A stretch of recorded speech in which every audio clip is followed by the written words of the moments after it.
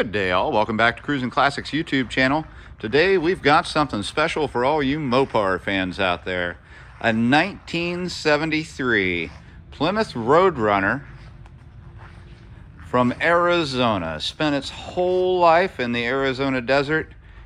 All original sheet metal, original paint, original decals, original floor pans. This is a straight and true original 73, with the exception of what's hiding under the hood. You'll see as we look at the hood, the paint is baked, and there are small imperfections here and there on the body, but this is a true original steel car. You'll see on the side 400, which is originally the engine that was in the car. It's not anymore. You can see we've got a power bulge hood with faux air intakes. Up front, one of the many desert baked logos on here. Can't see the bird really, his colors anymore, but you can see his outline. It's very cool. This car was originally ordered with the factory hood tie-down pins. It also has the turn signal indicators for the driver on both the fenders, and both of those do work. Up front, quad headlights and bright bezels, a two-tiered black egg crate grille, a nice chrome bumper, in pretty good condition, with some black bumper guards on it. As we travel around to the side of the car, you'll see those white transverse stripes have now turned rather a shade of gray. It's so cool. You could never fake this. There's no way you could do it other than to have an actual desert baked car. The look is fantastic. It's got those Krager SS's done in bright chrome, wrapped in staggered tires. You can see there's larger tires on the back, and you'll find in our description the sizes on those tires. It was ordered with the dual racing sport mirrors, and you'll see them done in chrome here, and over on the other side you can peek through the windshield and see them.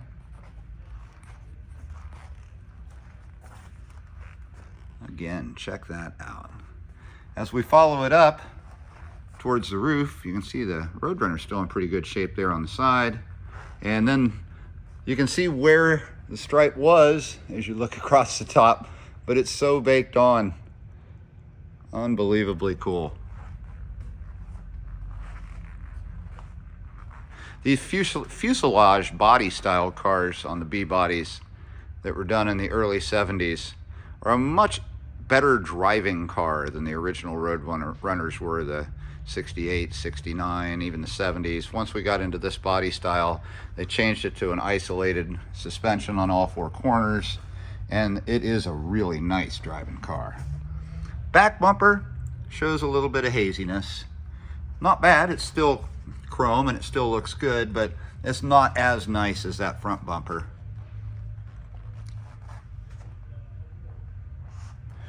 The back one also has those large bumper guards on it. Of course, it was 1973 and the government was putting all kinds of regulations on crash tests and emissions.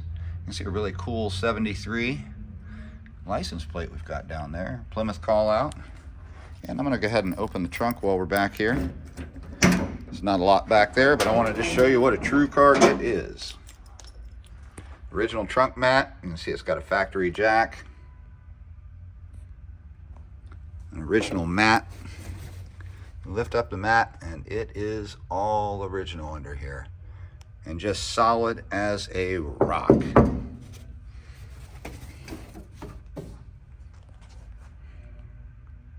Still got the original jacking instructions, and courtesy light works under here. Nice little extra.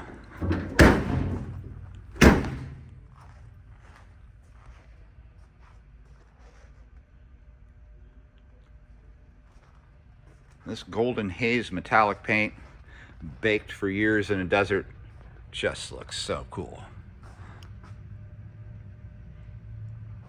Couple imperfections there, but again, this is about as close to a true desert survivor bird as you could get. The only thing that makes it not really a survivor is it does have a non-original engine in it. And now that we're back up front, I am going to pause briefly, get this hood open, and we're going to talk all about what's going on underneath. You guys are going to be excited. And we are back under the hood of the 1973 Plymouth Roadrunner, and we have a very tidy and presentable looking engine bay here. I'd be proud to open this up at any car show. Originally, this car was born with 400 V8, and it was married up to a 727 torque flight. And it was a 4-barrel, as you can see from the call out there on the decal.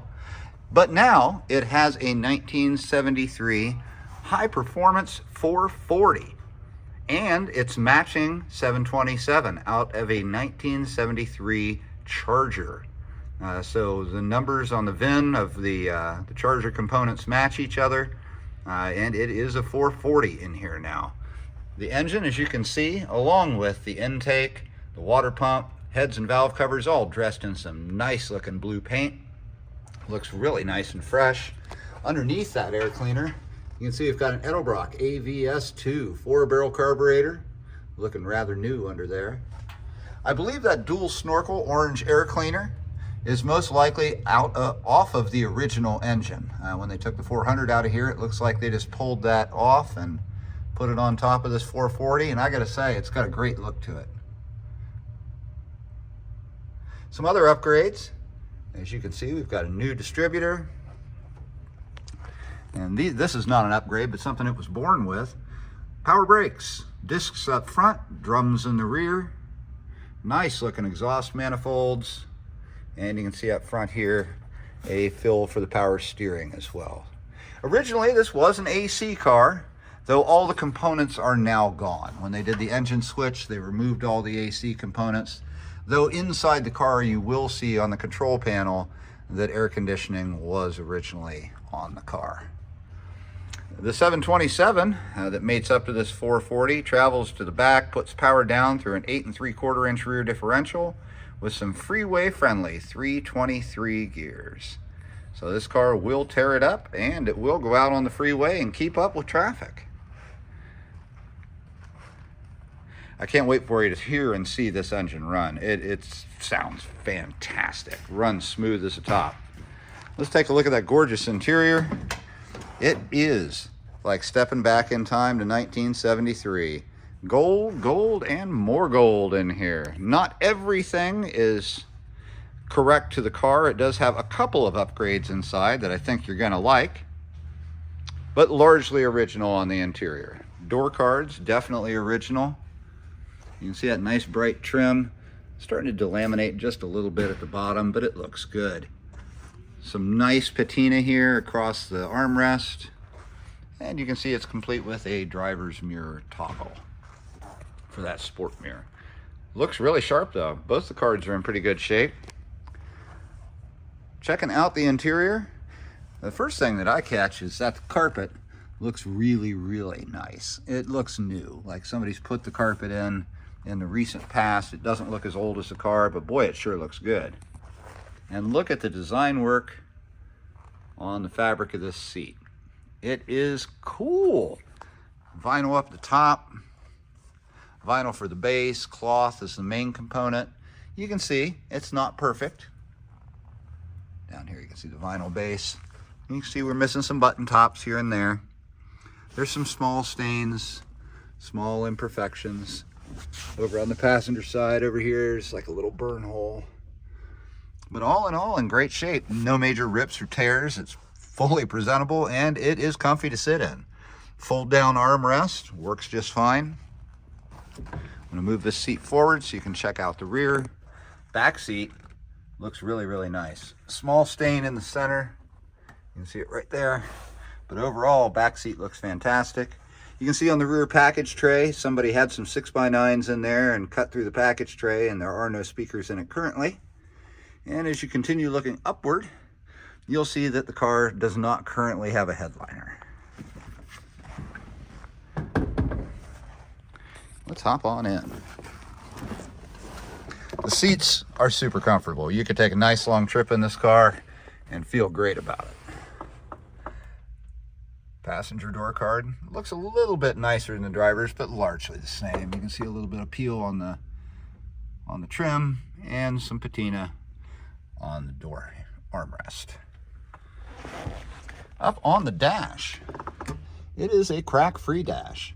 Small amount of work, but it looks really, really nice. For a car that spent so much time in the desert, you'd expect the dash would be in worse condition. Maybe somebody covered it up while it sat, like interior-wise, but looks nice. The decorative wood grain panels over here in front of the passenger, starting to show a little bit of age. Looks a little bit older than it surely did when the car was produced. Same with the gauge bezel. Also, faux wood grain kind of thing, although you can't really see much wood grain in it these days. Ahead of the driver is a non-original upgrade. It is an OEM correct tough steering wheel, but this car was not ordered with a tough steering wheel. So it's an upgrade that was done after the fact. You can see black, leather wrapped, 3-spoke, working horn in the center. Beep, beep. As we focus our attention up onto the gauge cluster, you'll see a 150-mile-an-hour speedometer and an odometer with 11,950 miles on it. And the title claims that to be actual mileage. We can't attest to whether that's correct or not, but, well, the car and the title both match. Over to the left, you can see controls for the lights and the wipers. The wipers are inoperable. And beneath that, down low here, you can see controls where it was an AC car. The AC function doesn't work anymore, but the vent works, defrost works, fan works just fine. Moving our attention to the right, you can see we've got a 7K tachometer. It does work. Non-original to the car. It is an OEM correct tachometer, though didn't come with this car. The radio. Originally, this was a 2-watt AM radio. Now it is an OEM correct 5.5-watt AM FM radio. So again, an OEM product. It is an upgrade that wasn't originally in the car. And it does sound nice. It plays through the speakers up in the dash here, as the 6x9s in the back are gone. Ashtray, stock. And glove box, also stock. Well, let's get out the key and turn this car over. I can't wait for you to hear it. That 440 sounds very robust. It's like a symphony coming out of the tailpipes. I'm anxious for you to hear it. All right, I'm going to tap on the gas just twice and fire it up.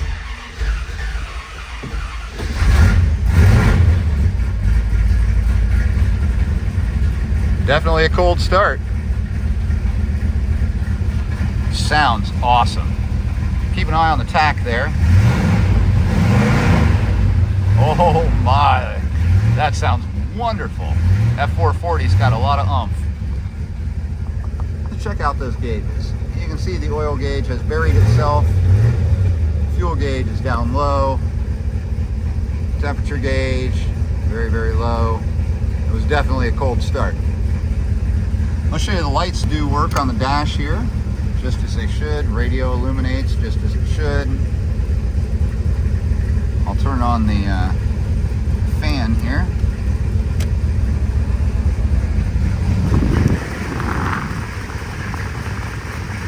Hear air coming out of it. Already starting to feel a little warmer.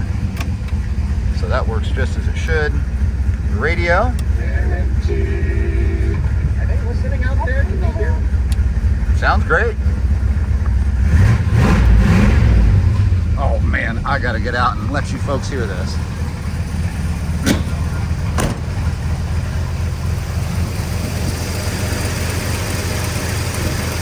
Oh, it runs fantastic. It sounds great too. Oh, another little thing I did not show you, that the turn signal indicators do in fact work. Bring the other one on.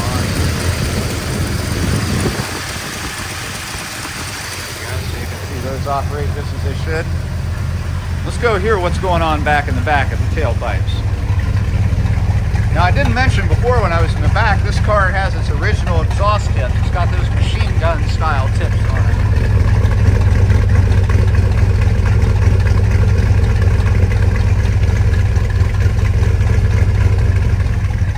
Boy, that's the kind of stuff that's music to our ears here at Cruisin' Classics. Folks, if you've got any questions about this 73 Roadrunner, give us a call. Our number here in Columbus is 614 414-276-7355. We can help you get financing on this car or any other one in our inventory, as well as hook you up with a transporter to get it from our garage to your garage in an enclosed carrier. Again, if you've got questions about this car, give us a call. Cruisin Classics, our number is 614-276-7355. And we've got this super cool desert baked 1973 Roadrunner, all original sheet metal, original floor pans, original paint, original decals, a period correct 440 with a 727 automatic. Folks, this car has a lot going on, and it'll be a long time, if ever, before you see another one with that cool desert bake look like this. Give us a call. We appreciate you joining us today. Remember to like, share, and subscribe. We'll be back again tomorrow with something else cool.